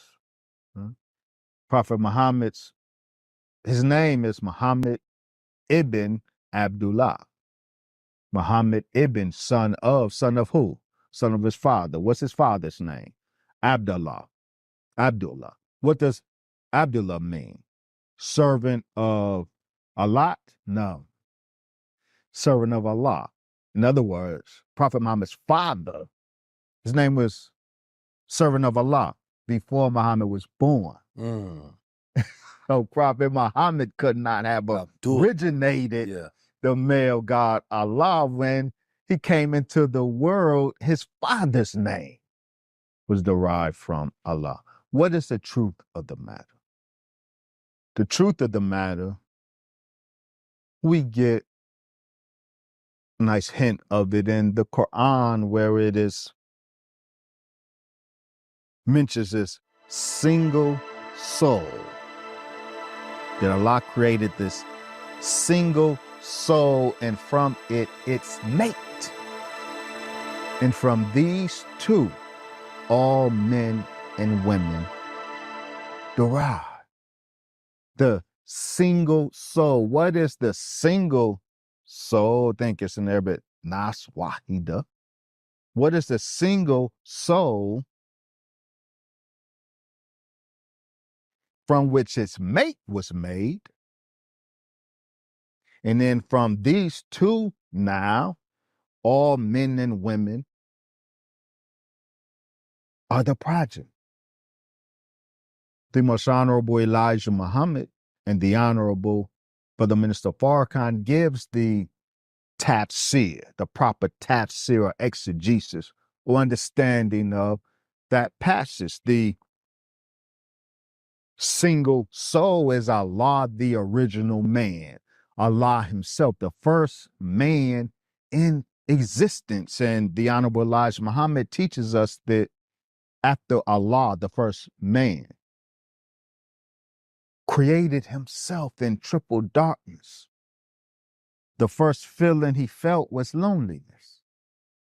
So he studied himself and found a second self within him. That X chromosome. And he brought the second self out and gave it form, and we have the first black woman. That's ditheism. The first God, the black man, and the first goddess, if you will, the black woman, before there was a sun, moon, and stars. The Honorable Elijah Muhammad teaches there is the black woman. She did not precede the black man who created her, but she preceded everything else in creation. So the Most Honorable Elijah Muhammad said that she, the black woman, is God's second self, and he, the black man, is God's first self. So that's proper ditheism. The black man is God, and a black woman is a God too. That is a fact. It is important to maintain the divine hierarchies, but let's be clear. In Islam, the culture of Islam on the ground strives to reflect the culture of Islam in the heavens, if you will, among the gods. So, the black man, the Most Honorable Elijah Muhammad teaches us, is the head of the household. Now, you describe that the toxicity in a black home because we have a real Game of Thrones underway in the black home, where there is a black man and a black woman present in a home. You have a full-fledged Game of Thrones. Everybody, the two of them are fighting for power and control. Now, because she is a god, we can't blame her for if we aren't going to be God, if we have abdicated our duty as God. She is inherently going to step up because that vacuum can't exist. If I'm not going to be God, she is. The corrective of that is for us to, you and me, the black man, to be the God that God came to these shores, traveling 9,000 miles to make us. Now, you know, this generation, y'all want to, not you, but this generation, y'all want to go Dutch, right? Y'all want to go 50-50. Right? Yeah, okay, well, if you do that, you're going to go 50-50 in the home in terms of power and authority. So the Honorable Elijah Muhammad, that's not the way in Islam. He structured a home life in a way that facilitates the proper functioning of this divine order of things. But if we, instead of following the way of Islam that he is teaching us, we want to follow behind these other ways, well, that just exponentially amplifies the toxicity. We can't be, in other words, the answer to that fraudulent ideology that the black woman is God, full stop, meaning she's the matriarchal God, she's the first God. And that is not the case. She is the second God, created by the first God. She is the second self. You are the first self, but both of us have fallen. Neither one of us got those prerogatives, so we can't walk around as if we do. But the aim of this Islam is for us to help us acquire those prerogatives again. But if we do our job, she naturally will incline herself to her own nature. Yes, this world has taught the black woman a particular way. And this world deliberately hopes to use the black woman, use the woman to, can't say take down the black nation, we're down, but to hijack the process of resurrection. We cannot be resurrected without her. We need her. That's why 75% of God's work is with her. That lets you know how critical her piece of this puzzle is. And Satan knows it too. So as God has specific designs for the black woman in this resurrection process, Satan has specific designs for the black woman in this anti-resurrection process.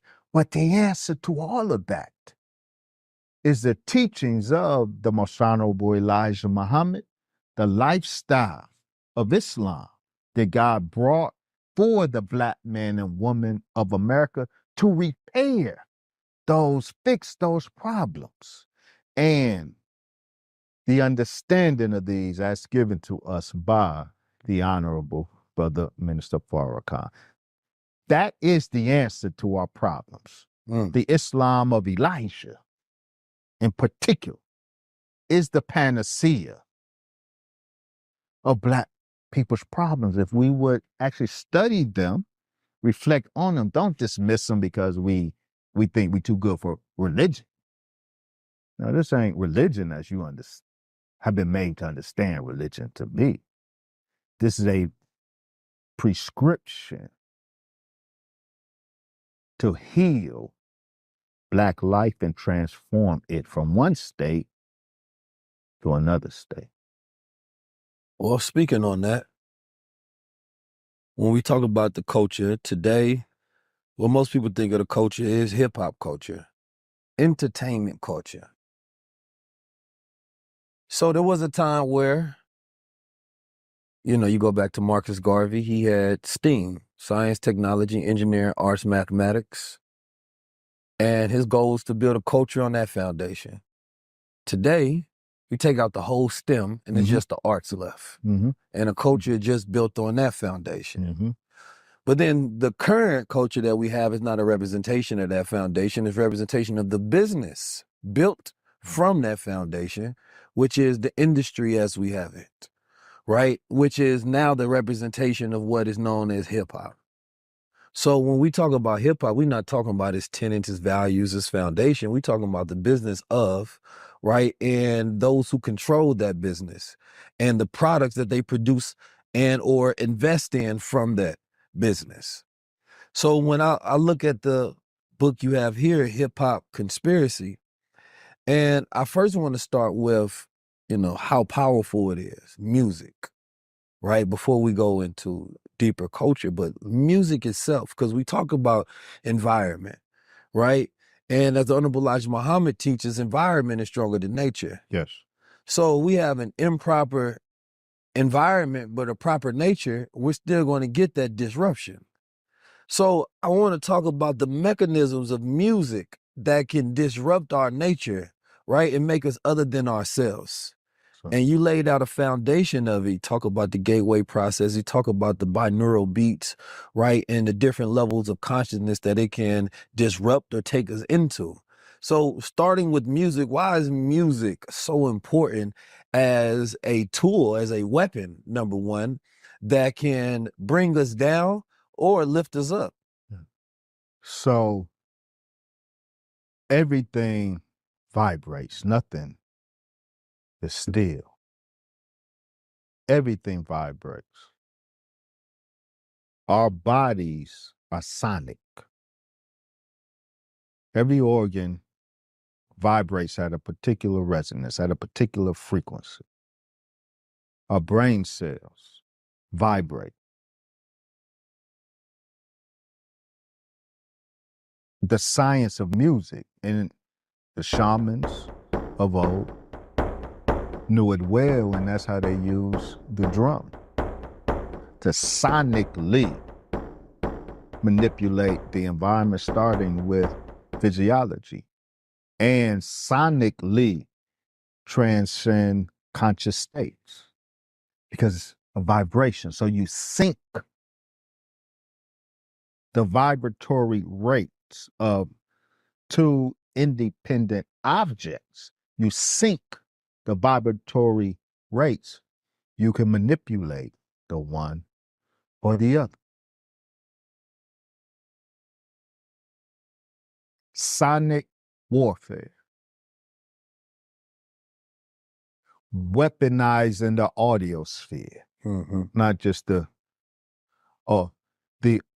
audioscape, not just the landscape, but the soundscape. That is what undergirds the current state of hip hop and rap music today. As it exists, as rap exists today, and again, not just rap music, but from that and through that, hip hop culture. Both have been weaponized in the science of sonic warfare has ensured the success of the weaponization of hip hop and rap music against Black people. So, mind control through music. Mind control through music. It's a scientific fact that music, sound, and musical sound can be used to synchronize the neural orchestra of the brain. External music can be used as a conductor to bring the neurological orchestra, make it play a desired tune. The CIA studied it and mastered it with the gateway process. And they learned that with the science of binaural beats, right? Binaural. The best hypnotic mental state in terms of brain frequency, alpha, beta, delta. The best frequency to conduct hypnotic control is theta state. If you can sync a person into theta state, when therapists do hypnosis, When you're in a more relaxed. But in particular, a number of the states are more relaxed, but what is unique to theta state, which makes it the quintessential hypnotic state, is in theta, you're not just relaxed, but your left hemisphere is put to sleep. And that's important because how the brain works. The right hemisphere receives information, stimulus, but it has to go through the left hemisphere, the check procedure of the left hemisphere. The left brain is a check procedure, our neurological check procedure. The left hemisphere scrutinize what comes in through the right, and what is disagreeable to our natural developed system at the time, the left hemisphere flags it, tosses it out. So it filters data, filters concept. If you put the left hemisphere to sleep, you put the left brain to sleep, then you can send anything through the right hemisphere and there is no check procedure. It can be a part of be made a part of your system. And in fact, you can cure behavioral problems this way. Habits that in the conscious state we've always done. You can stop a habit or introduce a habit by sending it unfiltered through the right hemisphere. That's the significance of theta state. In theta state, the left hemisphere is put to sleep. The check procedure is suspended.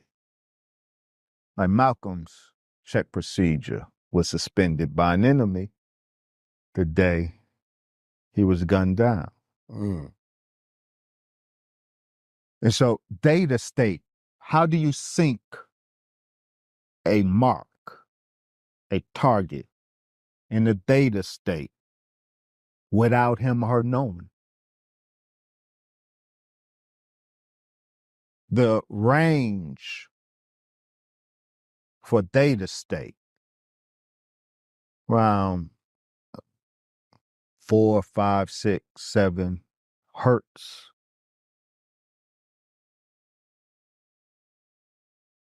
Through this system of binaural beats, sending one frequency, say 325 hertz into this ear, another frequency, say 321, or let's take that down. 125 here, 121 here. The brain will hear the difference between the two. Mm. And the difference between 125 and 121, of course, is 4. So the brain will synchronize on 4 hertz. Now, 4 hertz is a very important frequency. Not only is it theta, but 10 hertz is theta too, but 10 hertz is very positive. If the brain is made to sync to 10 hertz through that method, say, send 125 here, 115 here, difference being 10, that hemispheric synchronization, because both hemispheres will sync to 10 hertz. That stimulates serotonin. You can trigger the release of hormones, positive hormones. So 10 hertz is a great frequency. However, 4 hertz is the fear frequency. Mm. So it stimulates anxiety, noradrenaline. It can poison the blood. You can do that through this process, and the CIA learned that you can do it in the CIA through the gateway process. It says something very interesting that I think is relevant to hip hop. Said the optimal way to do this is to use headphones. So by using headphones, it blocks out extraneous sounds and it doesn't contaminate the process. So by using headphones, we can get a purer delivery of the 2 frequencies and more effectively induce the desired state. And so did you notice that out of the blue, where technology was trending, small, sleek, stealth, out of the blue, these big headphones, Beats by Dre, came on the market? And the thing with Beats by Dre is, the musical purists and sonic purists from the beginning, they were always hard on Beats by Dre, say, because it's poor sound quality. And Jimmy Iovine, because Beats was not Dr. Dre's intention. Dr. Dre wanted to make sneakers. Jimmy Iovine, who I have a lot to say in that book about, said, forget sneakers, do speakers. Mm. So he introduced the idea of these speakers, or ear headphones, but the reason they call them speakers because Beats by Dre work like woofers. It increases bass. It increases bass, low frequency bass, and that is the money shot. We love bass as a people. I love trap. Yeah, I love them 808. Mm-hmm. But that is where the money is made in terms of sonic warfare. And so these big, bulky headphones came out the blue. Dre's name was attached to it, but they walked, it's as if they walked right off of the gateway process page. Not only because that speaker system openly enhances low frequency bass to the detriment of overall sound quality. But they're unapologetic. No, this is about the bass. Black music is about bass. So this for Black people, but low frequency is sound, and music in particular was the specific operational aim. Weaponizing low frequency was the specific operational aim of the CIA. It's now black music, hip hop, is dominated by low frequency and big speak headphones, making the gateway process efficiently deliverable. So I want to ask, in terms of history and cultures, how has music been used ritualistically for Black people throughout time, right? Because we're going to bring it up to where we are now, but how have we always used music? Let's start with God. God is the first musician. Right? Satan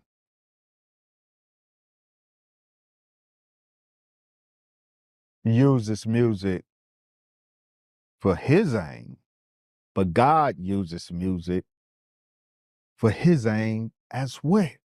God is the first musician and the first mathematician. The musical vibrations of creation, God did that. And just as you can weaponize frequency, frequency can be used for eugenics purpose as effectively as it can be used for dysgenics purposes. Satan uses music, the science of music, for dysgenics purposes, ergo the weaponization of hip hop. God uses music for eugenics purposes. And so it's a fact that, for example, the plant experiments, plant life, they did experiments. They beamed in certain musical frequencies, certain songs, in particular rock music. And they watched in the plant life degenerate.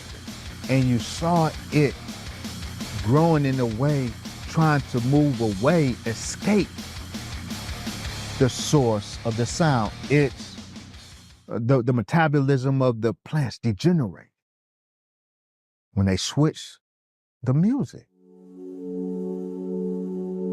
They fed, along with sunlight, they fed harmonious music to the plants. They saw the plants, they became greener, they grew and were healthy. Music has a so those two, dysgenics versus eugenics.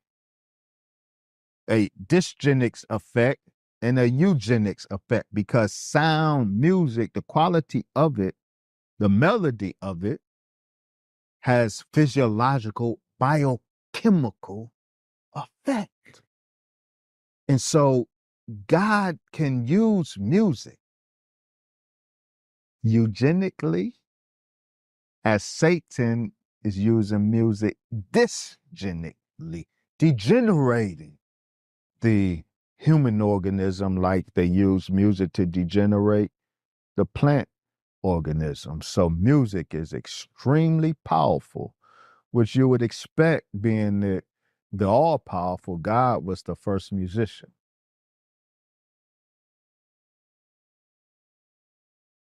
But I wanted to get into, like, I know I think you've written about before, just sound, period. Not even just music, but sound. You know, how we utilize the drums. Yep, it's right. okay. And because the idea of creating you an environment, a harmonious environment, a clean environment, right? I want people to walk away with some practices. So do you play, number one, do you play binaural beats at home? No, I do not. Not consciously. Not consciously. Now, I don't, I don't have the big expensive Beats by Dre. I got the stringy ones, right? Not that this can't be used as well. I don't use commercial binaural beats. I think for the same reason I don't take advantage of commercialized yoga. Mm. There's a science to yoga, a black god science, a sacred science of the black god is at the root of the practice of yoga. But I don't see the sacred science of the black god in what's offered in the West as yoga. The binaural beats, they're on YouTube. Right? You can get them. You can put what's presented as binaural beats on YouTube. You can purchase cassettes. I don't use any of those because I don't know what frequency is being generated and to what end. So until I'm sure I know the fact about neural beats and what can be done with them and what is being done with them. Until I come across a binaural beats tape I'm gonna make one. that I can have confidence Yes, sir. what's being sent to me, then I won't submit. But I know people who have sound schools out here. That's what they do. They can put together anything when it comes no, I to know it music can and be sound. done. So I know it can be done, but this is But I'm gonna give you a black god verified one. okay. And so a very important experiment was conducted in London. And it was part of the enhanced study of binaural beats, but they wanted to test out the fear factor in particular. Mm-hmm. And so at a prestigious concert, live music concert in London, scientists got together and hid for frequency in certain of the music selections that were performed. And they studied the effect when those pre-selected songs laced with the fear frequency, 4 hertz frequency. The audience just listened to the music. They didn't know that they've been zapped, if you will, sonically zapped with this frequency. They didn't know. They just enjoying the concert. But the scientists knew, and they recorded the results, and they recorded how anxiety increased, unsourced fear came over them. And so I keep that. So I know that it can be done, it's being done, because I don't have the capability myself or the knowledge to vet a binaural beat.